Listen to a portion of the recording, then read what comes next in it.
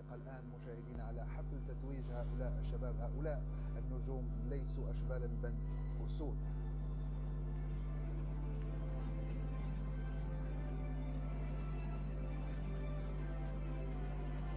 عودة مجددا مشاهدينا الكرام إلى ملعب سانتياغو. يا لا من أجواء، يا لا من أجواء استثنائية. كنا سعداء بحق مع أسود الأطلس. نعم، من بداية هذه البطولة، نعم، مباريات للتاريخ ليس فقط اليوم أمام الأرجنتين، ولكن أيضا أمام إسبانيا وأمام البرازيل وأمام كوريا وأمام أمريكا وأمام فرنسا. تصوروا المغرب، نعم، تجاوز كل العقبات وتجاوز كل المدارس في أوروبا، في أمريكا، في قارة آسيا. نعم، واليوم جميعا سعداء بهذا الإنجاز التاريخي. لتأتي هذه اللحظة لمكافأة هذا الجيل ولمكافأة هذا المنتخب الذي استحق اللقب العالمي عن جدارة واستحقاق. نعم، جاني إنفانتينو الحاضر، كذلك الوفد المغربي، وزير الشؤون الخارجية والتعاون الإفريقي والمغاربة المقيمين بالخارج السيد ناصر بوريطة، ورئيس الجامعة الملكية المغربية لكرة القدم،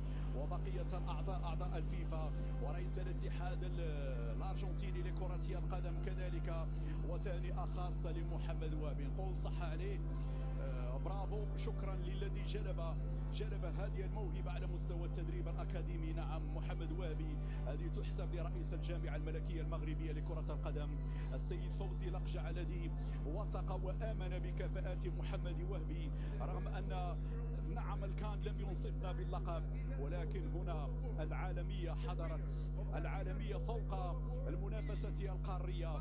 وهنا نعم نتكلم عن جيل فعلا. اليوم شاهدنا لوحات أكثر من رائعة كما تابعنا في اللقاءات الماضية. إذا حارس المرمى الأرجنتيني هو من ينال جائزة أفضل حارس في هذه البطولة. يتعلق الأمر بباربي، فعلا باربي هو الحارس، ولكن لا تفوتنا الفرصة للإشادة بالبطل. غاب اليوم عن اللقاء يانيس بن الشاوش.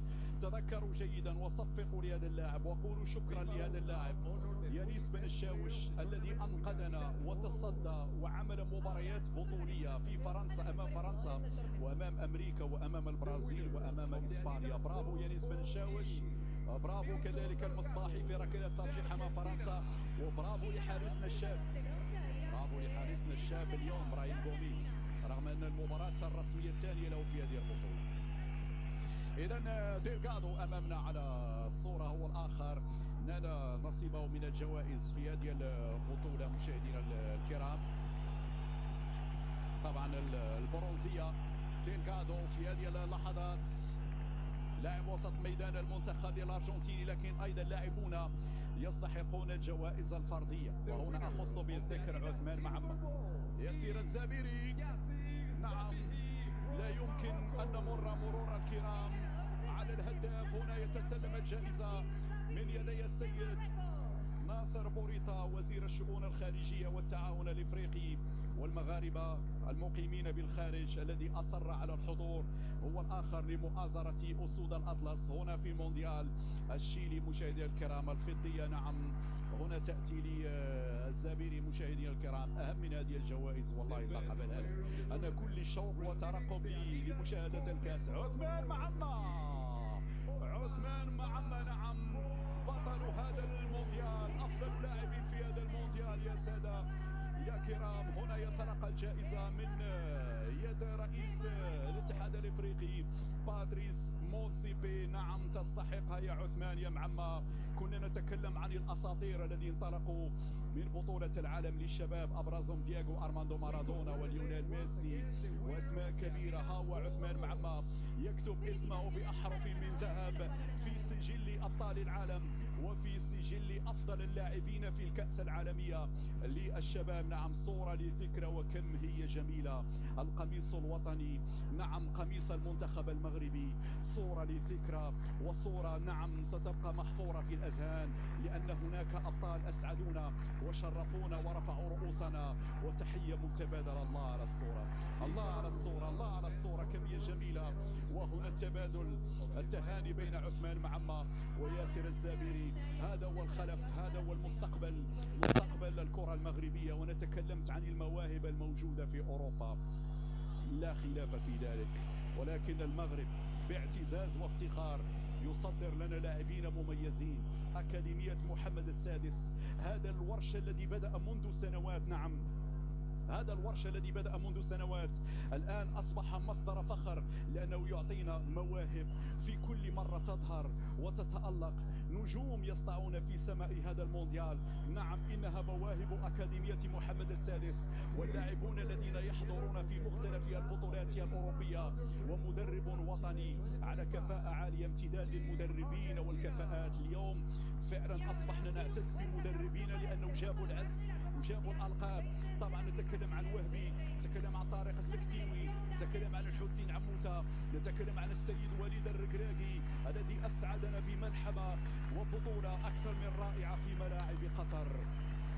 هكذا هم المدربون المغاربة، هكذا هي السواعد المغربية، هكذا هي الكفاءات المغربية، هكذا هو المغربي. نعم هنا التحديات، هنا التحديات، رفع التحدي، ولا مستحيل بالنسبة لي المغربي، لا مستحيل بالنسبة لي المغربي بالكفاءة والإصرار والإرادة والعزيمة، قادر على صنع المعجزات.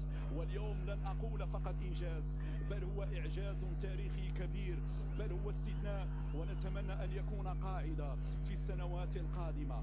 الآن المغرب أصبح من الكبار لا شك في ذلك، المغرب أصبح من الكبار لا شك في ذلك. الراية المغربية نعم في كل مكان، في الفئات السنية، ناشئين عندك، شباب عندك، كبار عندك، سيدات عندك، فوتسال عندك. ولابد أن نحيي هشام الدكيك، لابد هشام الدكيك اليوم كذلك واحد من الكفاءات التدريبية. اليوم فاز على إسبانيا في الفوتسال، يعني لاحظتوا بأنه ما شاء الله في كل مكان، ما شاء الله في كل مكان. هنا تسليم الميداليات للاعبي المنتخب الأرجنتيني في هذه اللحظات، الدكيك، السكتيوي، وليد الركراكي، وهبي، عموتة. شكرا لكم جميعا، والله شكرا لكم جميعا. جمال السلامي على فكرة الذي سيكون مدربا للأردن في المونديال، لأنه كذلك حاضر باسم المغرب لا ننسى كمدرب وطني. ففعلا نفخر بهذه الكفاءات، وهذه الكفاءات التي دبرت هذه المرحلة. نعم بكل المسؤولين قائمين على الشأن الكروي، ولكن أيضا اللاعبون اليوم كانوا رجالا وأبطال. تحية لهذا المدرب، تحية لمحمد وهبي، برافو 10 على 10. وهبي مثال للرجل الذي يجتهد، يثابر، لا يأبى بالانتقادات، بالمؤاخذات. فعلا صبر كثيرا، اجتهد كثيرا، ولكل مجتهد نصيب يا محمد يا وهبي. فعلا تستحق هذه الجائزة وتستحق أن تكافئ بهذا اللقب العالمي.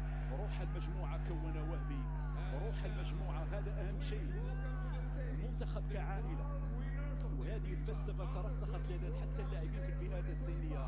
تذكروا جيدا مصطلح العائلة، لأنه سر النجاح، العائلة سر النجاح. وهذه شفناه مع وليد الركراكي في منتخب كأس العالم في قطر.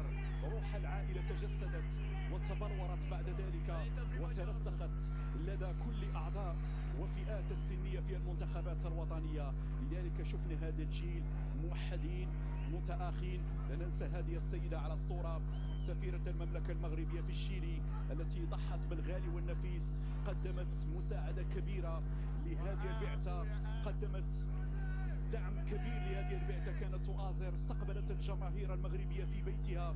فشكرا لسفيرة المملكة المغربية في الشيلي، لأن كذلك واحدة من الأسماء التي نفخر بها، وساهمت وساعدت كثيرا البعثة حتى تكون الأمور على نحو جيد في أرض الشيلي. مشاهدينا الكرام، لا زال الأبطال يتسلمون الميدالية، نعم الذهبية، والذهب للذهب، والذهب راح للمغرب. مشاهدينا الكرام، الذهب راح لمن يستحقه، والكرة أخيرا أنصفت هذا الجيل، الكرة أخيرا أنصفت النخبة المغربية.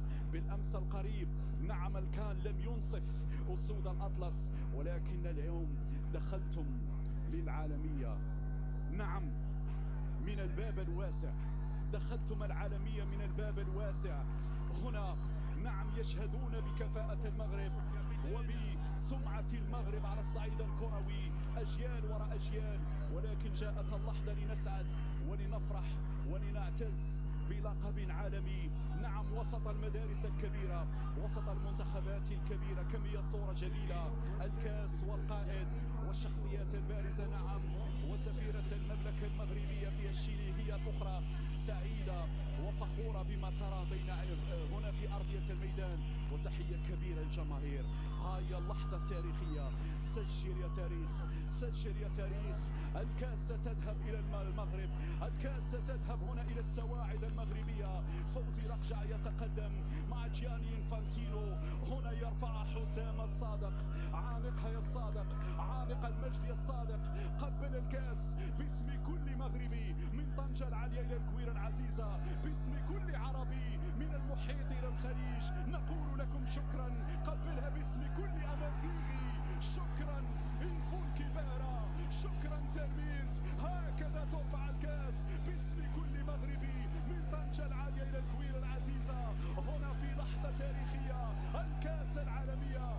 أسود الأطلس هم أبطال العالم لسنة 2025. هنا الملحمة، هنا الجيل الذي صنع التاريخ، هنا الجيل الذي أسعد شعب، هنا الجيل الذي أفرح الملايين. هنا كانوا بالقلب والوجدان والجوارح يتفاعلون لأن الراية المغربية خفاقة هنا في سماء المونديال. كما هي النجوم التي تلألأت، النجوم التي سطعت، والنجوم التي تألقت. وهنا في لحظة إبداع وفي صورة ولا في الخيال، لأن هذه الحقيقة وليس الخيال، هذه الحقيقة وليس الخيال. هنا منظر لا يصدق، منظر لا يصدق، ولكن صدقوا، افرحوا، غنوا، ارقصوا. هذه فرصتكم. نعم، الشعب المغربي فخور بكم، الشعب العربي فخور بكم. نعم، الشعب الأمازيغي فخور بكم. تنمير شكرا في لحظة للتاريخ وفي صورة للذكرى. هكذا الصادق على الكاس، علاها علاها علاها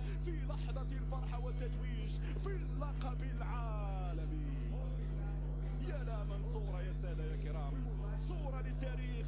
هنا جاءوا من أجل الانتصار بعيدا عن لغة الانكسار. هذا طموح المغاربة، ولا شيء يغلب ولا شيء مستحيل. نعم، نرفع الرأس، كل مغربي فخور هنا بما حقق أسود الأطلس. اليوم أنتم أبطال وسننتظركم. نعم، في التحديات القادمة، لأن هناك بكل تأكيد المزيد مع هذا الجيل وجيل الناشئين ومنتخب الكبار في الكان.